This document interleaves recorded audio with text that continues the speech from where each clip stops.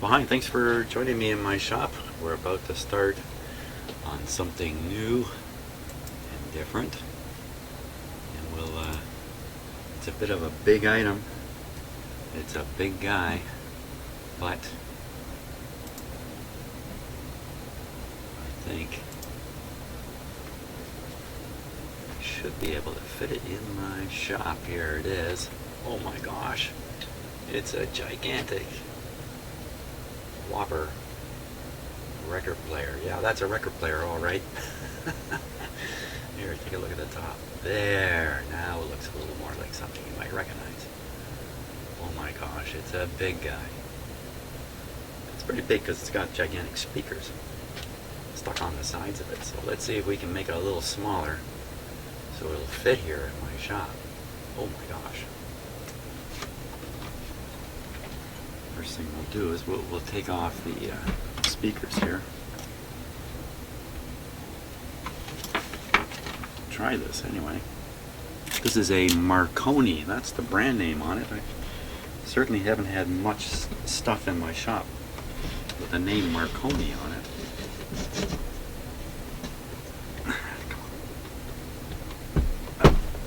Up and off. There we go. There's the connector there. Okay. Let's take the other one off here.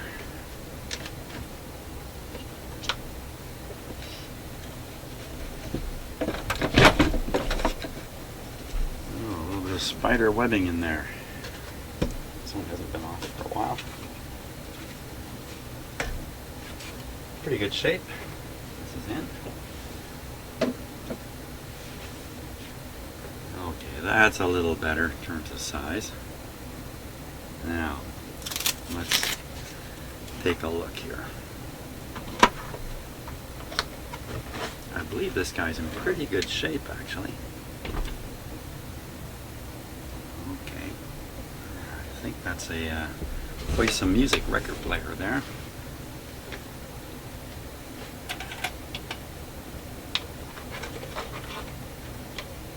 This looks like a speaker lead. There's the power cord and the other speaker lead.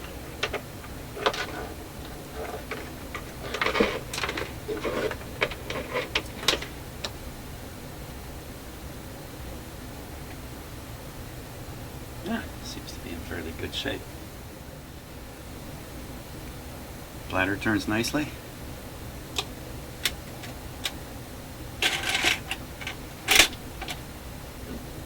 Well, I think we need to plug this guy in.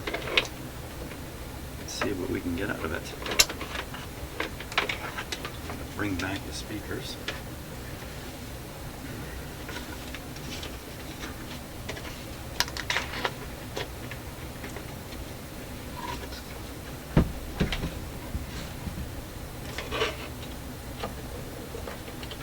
Now once again, let me apologize for having not responded to many comments over the Christmas season. To decide whether I want to spend time doing that or get in the shop here and get working on stuff. And I've decided to get in the shop and get working. So I'm going to try to keep up with the current comments. This isn't the best arrangement here. Get rid of that wire coming around the front here. Boy, no doubt about it. Need a bigger shop here.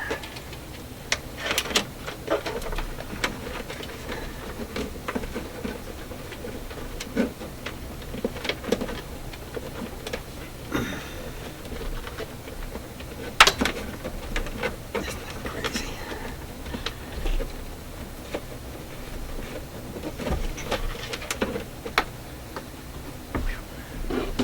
Okay, I've already worked up a sweat. Holy smokes.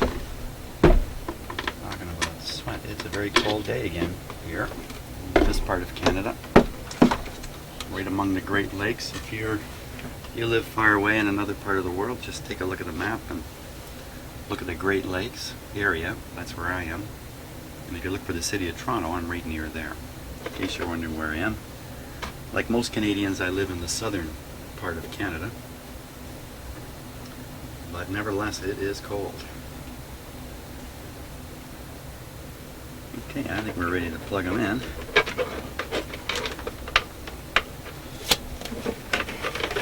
What was that? Ooh, some of the covering is coming off here a little bit. Put a little bit of glue on that.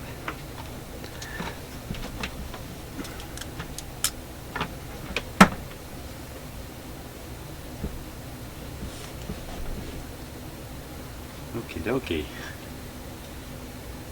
And of course, there's a good chance that the cartridge doesn't work and the amplifier hums. We'll have to just give it a test here and see how that goes. So pick a record. Oh, good old, yes, it's Beastie Boys again. Okay, speed set to 33. I think we're just about to give it a go here. Volume. Bass in the middle, treble in the middle, balance in the middle. Okay, put on our supply. There we go.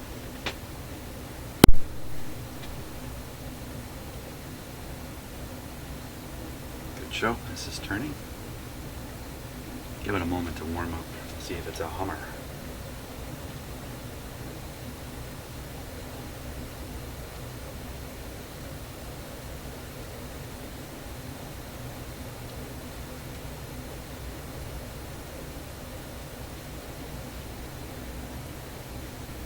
Sounds pretty quiet.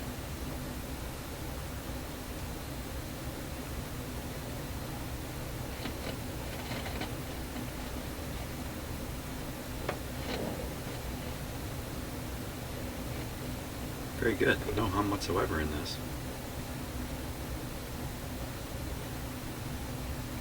Okay, let's play the record. See what happens here. Here we go.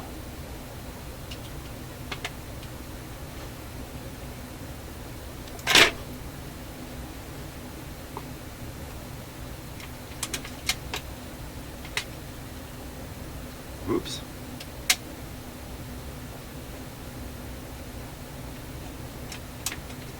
Well, it's got a bit of a mind of its own there.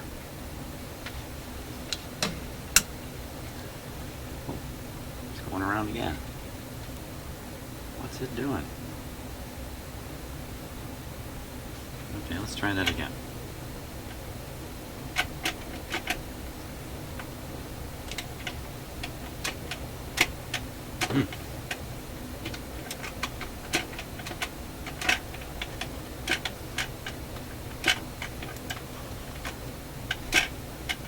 What's happened there? Yikes. Well, it didn't take long to get into trouble.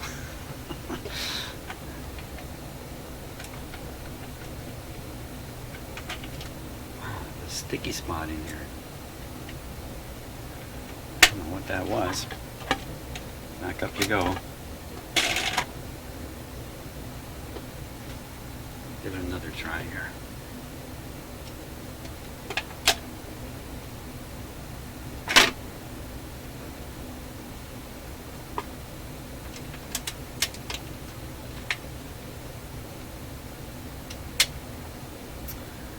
Well, it looks like the trigger components in the mechanism that tell the record player, there's maybe two possibilities here, that tell the record player that the tone arm is at the end of the record. It looks like they're stuck.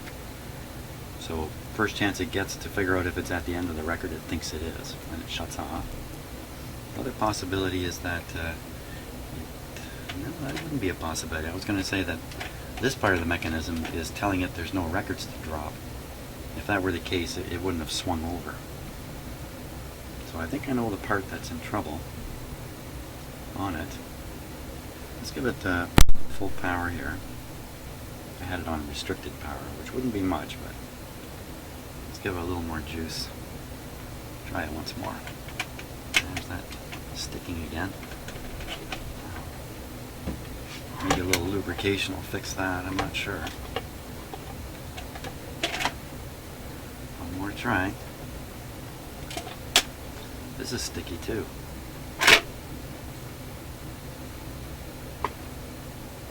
Down it goes, and yeah, this time it's going to stay. So that's another indication that the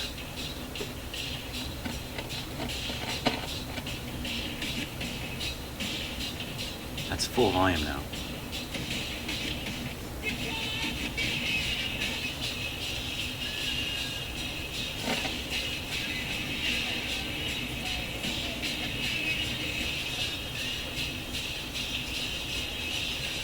Of course, what you're hearing is the needle itself. It's pretty bad, isn't it? That's louder than the stereo. Louder than the speakers. Okay, so some very basic mechanical things that we can attend to. Well, that's interesting. I don't think this quite shut off here. Push it a little further. Yeah. So loosen this up. Trying to attend to the problem of the record player being able to detect the tone arm at the end of the record. And just a general lubrication and cleanup of the mechanism, I think we'll be in pretty good shape at the end of that. That's what I think. Okay. Shut it off. Take off the record.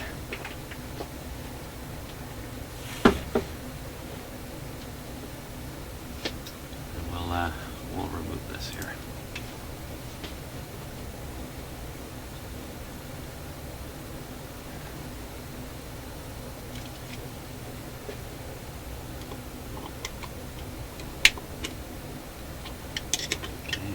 Clamp off.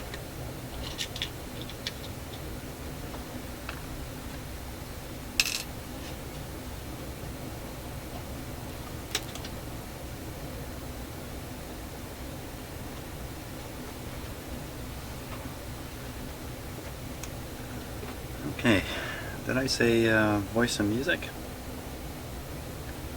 I'm not so sure that's what it is. So these are the trigger parts. These parts right here. That's what triggers the end of the movement, and yes, they are sticky, and it looks like somebody may have lubricated these, or somehow they've gotten some lubricant on them, and you know, at first that would help, but eventually the lubricant gets a little bit tacky, and then it starts to stick these two parts together, and these parts need to move. The two little metal plates here need to move very, very freely. So we're going to pop those off. Let's give myself a little more light. There we go.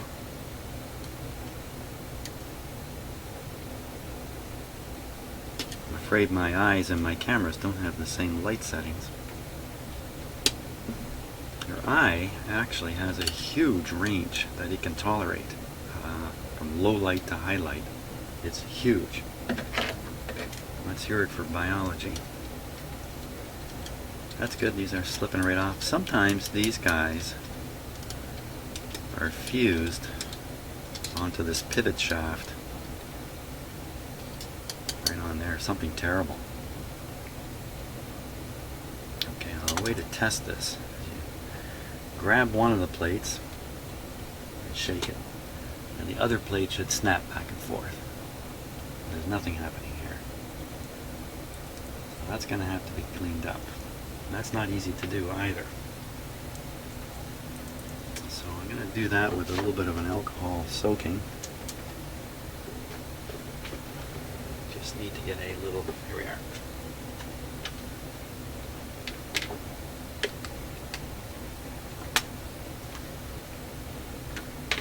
The white's a little reflective on the camera, see?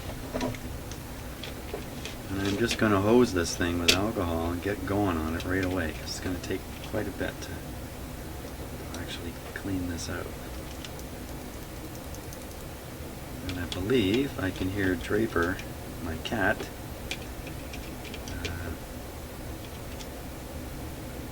knocking at the front door. He wants to come back in, so I got to go up and get him.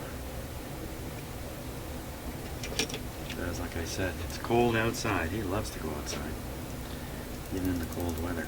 So now hear it? That's how it should be.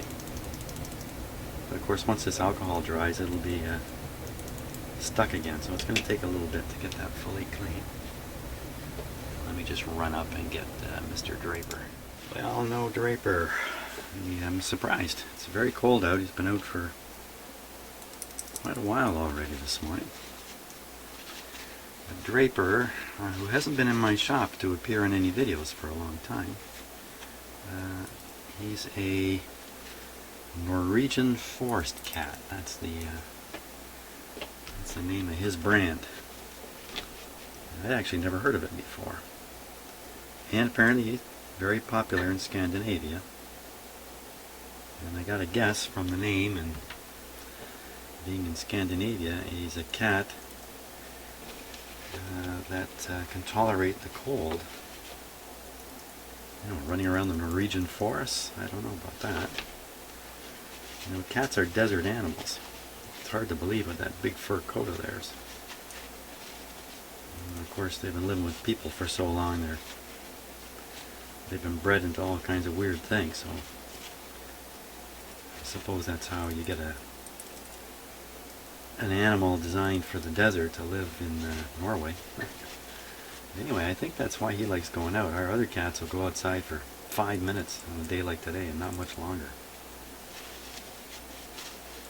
Like my older one won't even go out the door when he feels the cold air. He just turns around and stays in.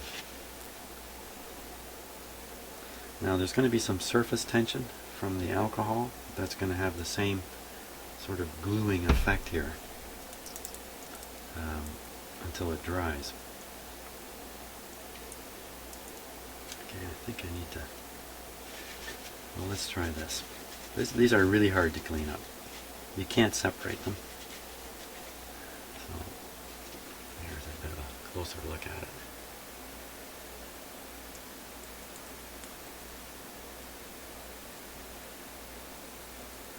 Now the idea is, when the record player is playing, as the tone arm comes close to the end of the record, there's a rod, a very light rod, if you like, that begins to push on these. Pushes it, and there's a maybe this piece here, I'm not sure exactly which piece, will eventually engage with the gear mechanism, which you can't see, it's underneath here. And once it engages solidly, and then the mechanism begins to operate. So, more hosing. I'm going to try to wash the stuff right out of it here.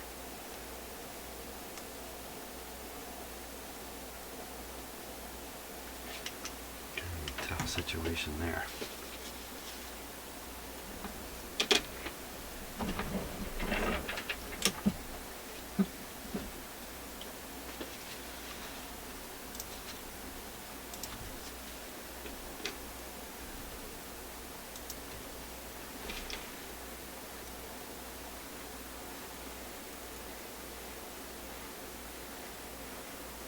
Now, I made lots of changes to my video system over Christmas. That's another reason why I was not shooting videos. I was down here rebuilding the computer I use, and to improve its speed, so I'm not restricted so badly as I was. So these next couple of videos I'm going to stumble around as I try to get used to it's getting better. I try to get used to the new functionalities that I have, and additional cameras too. So probably all too much. That's probably what I'm going to find out. Too much fiddling with the cameras here. Okay, so let's take this guy off. Put this over here.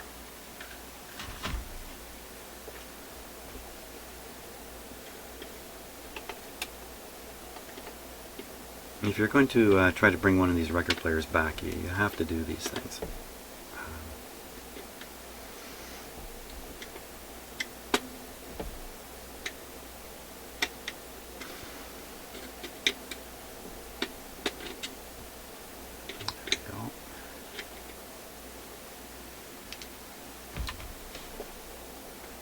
Doesn't require a great plethora of tools.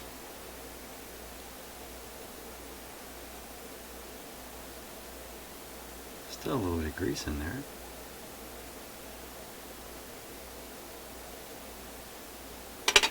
Now, this roller is really important here. This one is not quite completely stuck.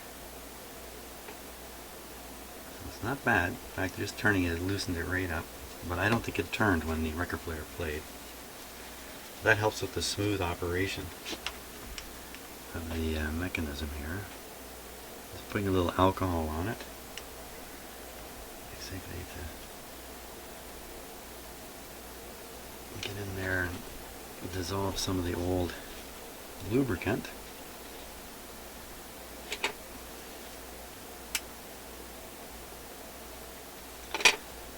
So what lubricants did you use? You know, you can really get into lubricants. Yes, there's all kinds of them.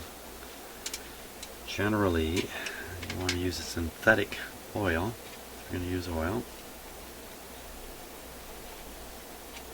Synthetic oils tend to not degrade into these glue-like stuff that organic oils degrade into.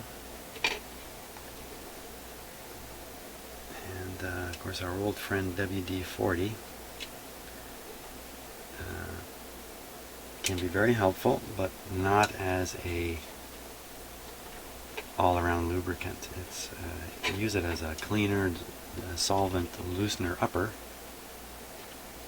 but you're going to have to put some kind of grease on some of this stuff and oil, a regular, you know, your basic 3-in-1 oil or something of that sort, on some of these parts. So I'm talking about WD-40. I think I'm going to grab mine and just spray some into the top of this piece here.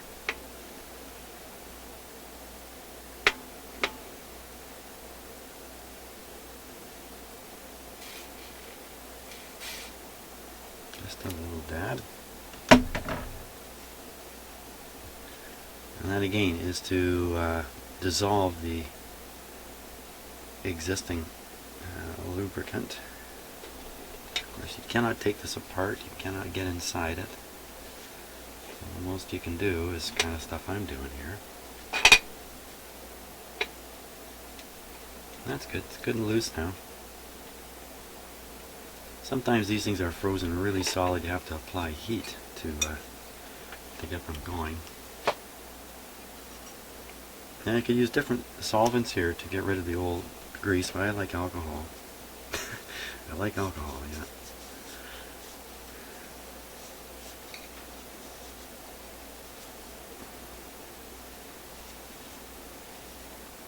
I like alcohol as a cleaning fluid.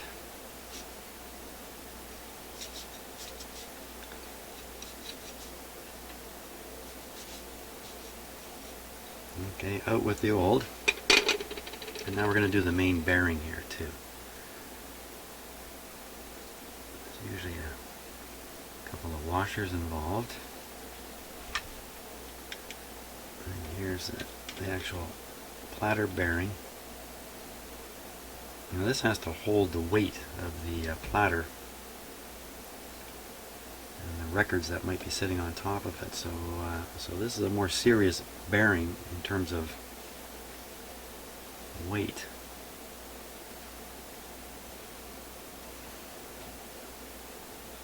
It's got lots of grease in it. Doesn't feel terribly bad. It's not full of hair and dirt and grime.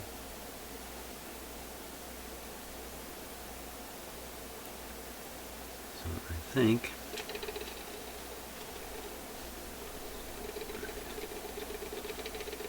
I'm not going to try and dig it out and replace it. Feels pretty good actually. Clean up some of it here. I'm just going to put it back on and drop a little oil on it in a moment. I'm busily getting grease and oil on everything.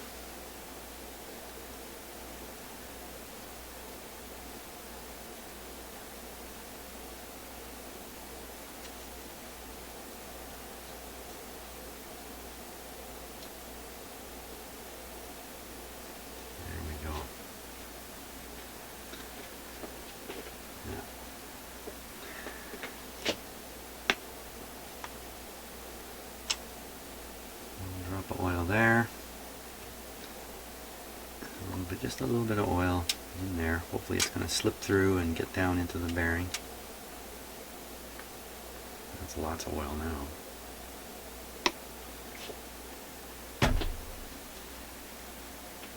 And again with the grease,